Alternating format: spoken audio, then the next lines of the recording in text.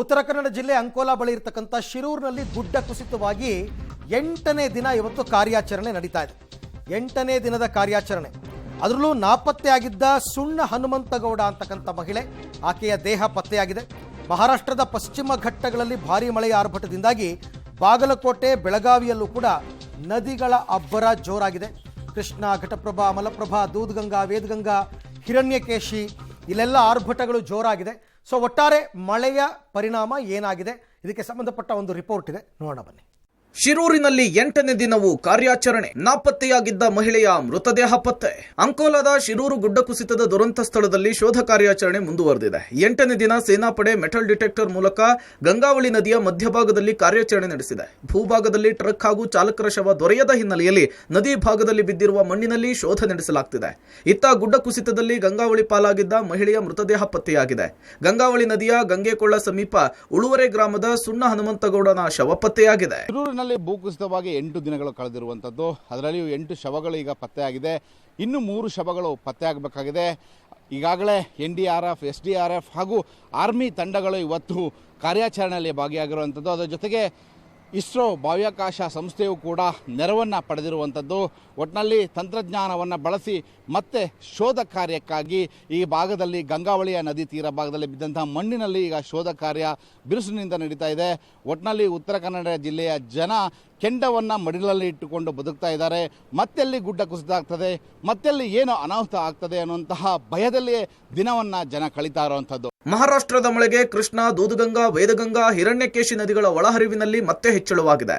ಕೃಷ್ಣಾ ನದಿಗೆ ಒಟ್ಟು 1,52,000 ಕ್ಯೂಸೆಕ್ ನೀರು ಒಳಹರಿವು ದಾಖಲಾಗಿದೆ. ನೀರಿನ ಹರಿವು ಹೆಚ್ಚಾದ ಹಿನ್ನೆಲೆಯಲ್ಲಿ ಬೆಳಗಾವಿ ಜಿಲ್ಲೆಯ ರಾಯಭಾಗ ತಾಲೂಕಿನ ಭಾವನಾ ಸೌಂದತ್ತಿ ಗ್ರಾಮದ ಸುಂಗದಾದೇವಿ ದೇವಸ್ಥಾನ ಜಲಾವೃತವಾಗಿದೆ. ಕೃಷ್ಣಾ ನದಿಗೆ ಅಡ್ಡಲಾಗಿ ನಿರ್ಮಿಸಿರುವ ಕುಡುಚಿ ಉಗಾರ ಸೇತುವೆ ಜಲಾವೃತವಾಗಿದ್ದು, ದೂದಗಂಗಾ ನದಿಯಲ್ಲಿ ನೀರು ಹೆಚ್ಚಳದ ಹಿನ್ನೆಲೆಯಲ್ಲಿ ಬೆಳಗಾವಿ ಜಿಲ್ಲೆಯ ಚಿಕ್ಕೋಡಿ ತಾಲೂಕಿನ ಸದಲಗ ಬೋರಗಾವ ಗ್ರಾಮದ ಸೇತುವೆ ಜಲಾವೃತವಾಗಿದೆ. ಸದಲಗ ಪಟ್ಟಣದ ಹೊರವಲಯದ ಲಕ್ಷ್ಮೀ ದೇವಸ್ಥಾನದ ಬಳಿ ನೀರು ಬಂದು ರಸ್ತೆ ಬಂದಾಗಿದೆ. ಮಹಾರಾಷ್ಟ್ರದ ರಾಜ್ಯಕ್ಕೆ ಸಂಪರ್ಕ ಕಲ್ಪಿಸುವ ಹುಕ್ಕೇರಿ ತಾಲೂಕಿನ ಗೋಟೂರು ಟು ನಾಗನೂರು ಸೇತುವೆ ಜಲಾವೃತವಾಗಿದೆ. ಚಿಕ್ಕೋಡಿಯ ಉಪವಿಭಾಗ ವ್ಯಾಪ್ತಿಯ 11 ಸೇತುವೆಗಳು ಜಲಾವೃತವಾಗಿದ್ದು, ಪ್ರವಾಹದ ಆತಂಕದಲ್ಲಿ ಕೃಷ್ಣ, ದೂದ್ಗಂಗಾ, ವೇದಗಂಗಾ ಹಾಗೂ ಹಿರಣ್ಯಕೇಶಿ ನದಿ ತೀರದ ಜನರಿದ್ದಾರೆ. ಮಹಾರಾಷ್ಟ್ರದ ಪಶ್ಚಿಮ ಘಟ್ಟದಲ್ಲಿ ಸುರಿತಾ ಇರುವ ಮಳೆಯಿಂದಾಗಿ ಬಾಗಲಕೋಟೆ ಜಿಲ್ಲೆಯ ಕೃಷ್ಣೆ, ಘಟಪ್ರಭಾ, ಮಲಪ್ರಭಾ ನದಿಗಳು ತುಂಬಿ ಹರಿತಾ ಇದೆ. ಅದರಲ್ಲೂ ಘಟಪ್ರಭಾ ನದಿಗೆ 22,000 ಕ್ಯೂಸೆಕ್ ನೀರು ಹರಿದು ಬರ್ತಾ ಇರೋದ್ರಿಂದ ಜಿಲ್ಲೆಯ ಬೀಳಗಿ ತಾಲೂಕಿನ ಅನಗವಾಡಿ, ಬೂದಿಹಾಳ ಮಧ್ಯೆಯ ಸೇತುವೆ ಜಲಾವೃತವಾಗಿದೆ. ಸೇತುವೆಯ ಮೇಲೆ ಮೊಣಕಾಲುದ್ದ ನೀರು ಹರಿತಾ ಇರೋದ್ರಿಂದ ಅನಗವಾಡಿಯಿಂದ ಬೂದಿಹಾಳ, ಕುಂದರಗಿ, ಕಾತರಕಿ ಗ್ರಾಮದ ರಸ್ತೆ ಸಂಪರ್ಕ ಕಡಿತವಾಗಿದೆ. ಆದರೆ ಬೇರೆ ಮಾರ್ಗದಿಂದ ಹೋಗಬೇಕು ಅಂದ್ರೆ 20 ಕಿಲೋಮೀಟರ್ನಷ್ಟು ದೂರವಾಗುತ್ತೆ ಅಂತ ಹೇಳಿ ಜನ ಮುಳುಗ್ತಾ ಇರುವಂತಹ ಸೇತುವೆಯಲ್ಲಿಯೇ ಬೈಕ್ ಮೂಲಕ ಹಾದು ಹೋಗುವಂತಹ ದುಸ್ಸಾಹಸ ಮಾಡ್ತಿದ್ದಾರೆ. ಅಲ್ಲದೆ ಮುಧೋಳ ತಾಲೂಕಿನ ಮಾಚಕನೂರು ಹೊಳೆಬಸವೇಶ್ವರ ದೇವಸ್ಥಾನ ಮುಳುಗಡೆಯಾಗಿದೆ. 500ಕ್ಕೂ ಹೆಚ್ಚು ಹೆಕ್ಟರ್ನಲ್ಲಿ ಬೆಳೆದ ಕಬ್ಬು ಬೆಳೆ ಸಂಪೂರ್ಣವಾಗಿ ಜಲಾಹುತಿಯಾಗುವಂತಹ ಭೀತಿ ಎದುರಾಗಿದೆ. ಎಲ್ಲೋ ಮಳೆಯಾದರೆ ಎಲ್ಲೋ ಪ್ರವಾಹ ಎಂಬಂತಾಗಿದೆ ಬಾಗಲಕೋಟೆ ಜಿಲ್ಲೆಯ ಜನರ ಪರಿಸ್ಥಿತಿ. ಈಗಾಗಲೇ ಬಾಗಲಕೋಟೆ ಜಿಲ್ಲೆಯ ತ್ರಿವಳಿ ನದಿಗಳು ಉಕ್ಕಿ ಹರಿತಾ ಇವೆ. ಮಹಾರಾಷ್ಟ್ರದ ಪಶ್ಚಿಮ ಘಟ್ಟದಲ್ಲಿ ಆಗ್ತಾ ಇರತಕ್ಕಂಥ ಭಾರೀ ಮಳೆಯಿಂದ ಏನು ಘಟಪ್ರಭಾ ಮತ್ತು ಕೃಷ್ಣೆ ಮತ್ತು ಮಲಪ್ರಭಾ ನದಿಗಳಿಗೆ ಅಪಾರ ಪ್ರಮಾಣದ ನೀರು ಈಗಾಗಲೇ ಹರಿದು ಬಂದಿರತಕ್ಕಂಥದ್ದು. ನಾವೀಗಿರ್ತಕ್ಕಂಥದ್ದು ಬಾಗಲಕೋಟೆ ತಾಲೂಕಿನ ಅನಗವಾಡಿ ಗ್ರಾಮದ ಬಳಿ ಇರ್ತಕ್ಕಂಥ ಒಂದು ಸಣ್ಣ ಸೇತುವೆ ಬಳಿ ನಾವೀಗಿರ್ತಕ್ಕಂಥದ್ದು. ಈ ಸೇತುವೆಯನ್ನು ನೋಡಿದ್ದೀರಿ. ಈ ಘಟಪ್ರಭಾ ನದಿಗೆ ಅಡ್ಡಲಾಗಿ ಕಟ್ಟಿರ್ತಕ್ಕಂಥ ಸೇತುವೆ ಅಂದರೆ ಅನಗವಾಡಿಯಿಂದ ಕವಳ್ಳಿ, ಕಾತರ್ಕಿ, ಕುಂದರ್ಗಿ ಈ ಗ್ರಾಮಗಳಿಗೆ ಸಂಪರ್ಕವನ್ನು ಕಲ್ಪಿಸುವಂತಹ ಸೇತುವೆ ಈಗಾಗಲೇ ಮುಳುಗಡೆ ಆಗಿರ್ತಕ್ಕಂಥದ್ದು. ಆದರೆ ಜನ ಅನಿವಾರ್ಯವಾಗಿಯೇ ಅದೇ ರೋಡಿನಲ್ಲಿ ಮುಳುಗಡೆ ಆಗಿರ್ತಕ್ಕಂಥ ನೀರಿನ ಮೇಲೆಯೇ ಬೈಕ್ಗಳನ್ನು ತಗೊಂಡು ಹೋಗುವಂಥ ದೃಶ್ಯಗಳು ಸರ್ವೇ ಸಾಮಾನ್ಯವಾಗಿ ಇಲ್ಲಿ ಕಂಡು ಬರ್ತಾ ಇರತಕ್ಕಂಥದ್ದು. ಈಗಾಗಲೇ ಘಟಪ್ರಭಾ ನದಿಗೆ ಸುಮಾರು 22,000 ಕ್ಯೂಸೆಕ್ಸ್ ನೀರು ಬಿಟ್ಟಿದ್ದರಿಂದ ಘಟಪ್ರಭಾ ನದಿ ಉಕ್ಕಿ ಹರಿತಾ ಇದೆ. ಈಗಾಗಲೇ ಅನಗವಾಡಿಯ ಈ ಸೇತುವೆ ಇದೆ, ಈ ಸೇತುವೆ ಸಂಪೂರ್ಣವಾಗಿ ಮುಳುಗಡೆ ಆಗಿರ್ತಕ್ಕಂಥದ್ದು. ಆದರೆ ಅನಿವಾರ್ಯ ಕಾರಣಗಳಿಂದ ಬಾಗಲಕೋಟೆಗೆ ಹೋಗಬೇಕಾದಂಥ ಜನರಿಗೆ ಸುತ್ತ ಹಾಕಿ ಅಂದರೆ ಸುಮಾರು 30 ಕಿಲೋಮೀಟರ್ ಸುತ್ತ ಹಾಕಿ ಬರುವಂಥ ಸ್ಥಿತಿ ಇರೋದ್ರಿಂದ ಜನ ಬೈಕ್ ಮೇಲೆ ಇದರಲ್ಲಿಯೇ ಬರಲಿಕ್ಕೆ ಒಂದು ದುಸ್ಸಾಹಸವನ್ನು ಮಾಡ್ತಾ ಇರ್ತಕ್ಕಂಥದ್ದು. ಮಲೆನಾಡಿನಲ್ಲಿ ಧಾರಾಕಾರ ಮಳೆ ಆಗ್ತಾ ಇರೋದ್ರಿಂದ ತುಂಗಭದ್ರಾ ಜಲಾಶಯ ಭರ್ತಿಯಾಗ್ತಿದೆ. ನದಿಗೆ ನೀರನ್ನ ಹೊರಬಿಡಲಾಗ್ತಾ ಇದೆ. ಆದರೆ ತುಂಗಭದ್ರಾ ಹಿನ್ನೀರಿನಲ್ಲಿ ಪ್ರವಾಸಿಗರ ಹುಚ್ಚಾಟ ಮೆರಿತಾ ಇದ್ದಾರೆ. ಕೊಪ್ಪಳ ತಾಲೂಕಿನ ಮುನಿರಾಬಾದ್ ಬಳಿ ಇರುವಂತಹ ತುಂಗಭದ್ರಾ ಜಲಾಶಯದ ಹಿನ್ನೀರಿನಲ್ಲಿರುವ ಅಪಾಯಕಾರಿ ಸ್ಥಳಗಳಿಗೆ ತೆರಳಿ ಪ್ರವಾಸಿಗರು ಸೆಲ್ಫಿಗೆ ಮುಗಿಬೀಳ್ತಿದ್ದಾರೆ. ಲೇಕ್ ವ್ಯೂ ಪಾಯಿಂಟ್ನಲ್ಲಿ ಯಾವುದೇ ಭದ್ರತಾ ಸಿಬ್ಬಂದಿ ಇಲ್ಲದ ಕಾರಣ ನೇರವಾಗಿ ನೀರಿಗಿಳಿತಿದ್ದಾರೆ. ಮಲೆನಾಡಿನ ಭಾಗದಲ್ಲಿ ನಿರಂತರವಾಗಿ ಮಳೆ ಬರ್ತಿರೋದ್ರಿಂದಾಗಿ ತುಂಗಭದ್ರಾ ಡ್ಯಾಮ್ಗೆ ಒಳಹರಿವಿನ ಪ್ರಮಾಣ ಕ್ಷಣಕ್ಕೂ ಜಾಸ್ತಿ ಆಗ್ತಿದೆ. ಕೊಪ್ಪಳ ತಾಲೂಕಿನ ಮುನ್ರೇಬಾದ್ ಬಳಿ ಇರುವಂತಹ ತುಂಗಭದ್ರಾ ಡ್ಯಾಮ್ ಬಳಿ ಹಿನ್ನೀರಿನ ಭಾಗದಲ್ಲಿ ಇದೀವಿ, ದೃಶ್ಯದಲ್ಲಿ ತೋರಿಸ್ತಾ ಇದ್ವಿ. ಸಾಕಷ್ಟು ಪ್ರಮಾಣದಲ್ಲಿ ರಕ್ಕಸ ಅಲೆಗಳು ಈಗ ಹರಿದು ಬರ್ತಾ ಇದೆ ಅಂತ ಹೇಳ್ಬೋದು. ದೃಶ್ಯ ನೋಡಿದ್ರೆ ಯಾವ ರೀತಿ ಅಲೆಗಳ ಬೋರ್ಗರಿತಾ ಇದೆ ನೋಡ್ತಾ ಇರ್ಬೋದು. ಈ ಭಾಗದಲ್ಲಿ ಹಿನ್ನೀರಿನ ಭಾಗದಲ್ಲಿ ಸಾಕಷ್ಟು ಅಲೆಗಳು ಬರ್ತಾ ಇದೆ.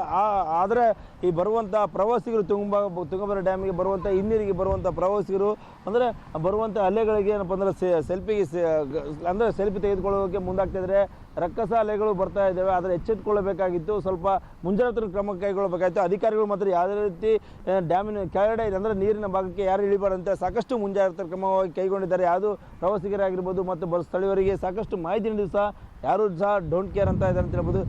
ಏನಾದರೂ ಹೆಚ್ಚಿಗೆ ಮಾಡಿದರೆ ಯಾರು ಜವಾಬ್ದಾರಿ ಆಗ್ತಾರೆ. ಸಾಕಷ್ಟು ಪೊಲೀಸರು ಸಹ ಅಂದರೆ ಬರುವಂಥ ಪ್ರವಾಸಿಗರಿಗೆ ಸಾಕಷ್ಟು ಮಾಹಿತಿ ನೀಡ್ತಾರೆ ಅಂತ ಹೇಳ್ಬೋದು. ಮಾಹಿತಿ ನೀಡಿದ್ರು ಸಹ ಯಾರೂ ಸಹ ಇಲ್ಲಿ ಅದನ್ನು ಜವಾಬ್ದಾರಿ ತೆಗೆದುಕೊಳ್ತಾ ಇಲ್ಲ. ಮಲೆನಾಡಿನಲ್ಲಿ ಮಳೆ ಅವಾಂತರವನ್ನು ಸೃಷ್ಟಿ ಮಾಡಿದೆ. ಕಳಸಾ ತಾಲೂಕಿನ ಕಾರ್ಲೆ ಗ್ರಾಮದಲ್ಲಿ ಭಾರೀ ಗಾಳಿಗೆ ಮನೆ ಮೇಲೆ ಬೃಹತ್ ಮರ ಬಿದ್ದಿದೆ. ಮರ ಬಿದ್ದ ಹಿನ್ನೆಲೆಯಲ್ಲಿ ಮನೆಯಲ್ಲಿದ್ದಂತಹ ವೃದ್ಧೆಗೆ ಗಾಯವಾಗಿದೆ. ಗಾಯಗೊಂಡ ಬೆಲ್ಲಮ್ಮಳನ್ನ ಆಸ್ಪತ್ರೆಗೆ ರವಾನಿಸಲಾಗಿದೆ.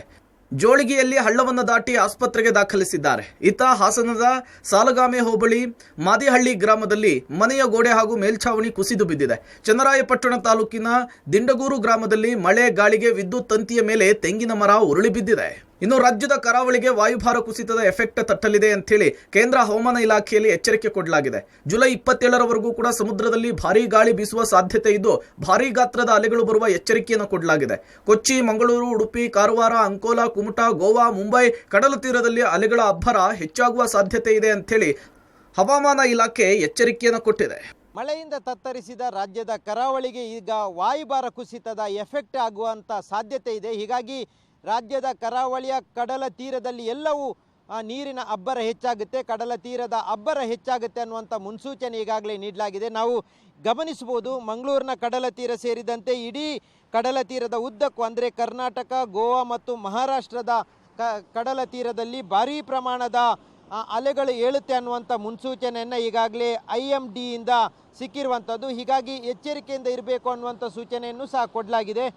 ಕರಾವಳಿಯಲ್ಲಿ ಜುಲೈ 27ನೇ ತಾರೀಕಿನವರೆಗೂ ಇದೇ ರೀತಿಯಾದಂಥ ಗಾಳಿ ಬೀಸುತ್ತೆ ಅನ್ನುವಂಥ ಮುನ್ಸೂಚನೆಯನ್ನು ಕೊಡಲಾಗಿದೆ. ಸುಮಾರು 55 ಕಿಲೋಮೀಟ್ರಿಂದ 65 ಕಿಲೋಮೀಟರ್ನ ವೇಗದಲ್ಲಿ ಗಂಟೆಗೆ ಈ ಒಂದು ಕಡಲ ತೀರದಲ್ಲಿ ಗಾಳಿ ಬೀಸುತ್ತೆ ಅನ್ನುವಂಥ ಒಂದು ಮುನ್ಸೂಚನೆಯನ್ನು ಈಗಾಗಲೇ ಕೊಡಲಾಗಿದೆ. ಹಾಗಾಗಿ ಮೀನುಗಾರಿಕೆಗೆ ಕಡಲಿಗೆ ಯಾರು ಮೀನುಗಾರರು ಇಳಿಯಬಾರದು ಅನ್ನುವಂಥ ಒಂದು ಸೂಚನೆಯನ್ನು ಈ ಭಾಗದಲ್ಲಿ ಕೊಡಲಾಗಿದೆ.